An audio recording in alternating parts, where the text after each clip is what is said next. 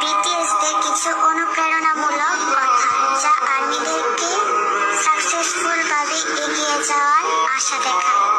BTS leader RM বলেছিল, যদি অন্যকে ভালোবাসতে চাও তাহলে প্রথমে নিজেকে ভালোবাসো। জিন বলেছিল, জীবনে তরুণ থাকতে চাইলে তরুণ মনের দরকার। সুগা বলেছিল, আমরা বাস্তবতা থেকে জন্মগ্রহণ করেছি, নিখুঁত থেকে নয়। জেহব বলেছিল, একটা উৎস হাসি, দয়ার সর্বজনীন ভাষা।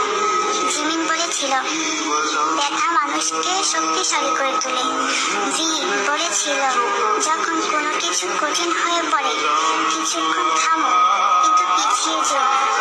জঙ্কুক বলেছিল, বাঁচতে হলে প্রথমে নিজেকে ভালোবাসতে হবে। এটা স্বার্থপরতা নয়।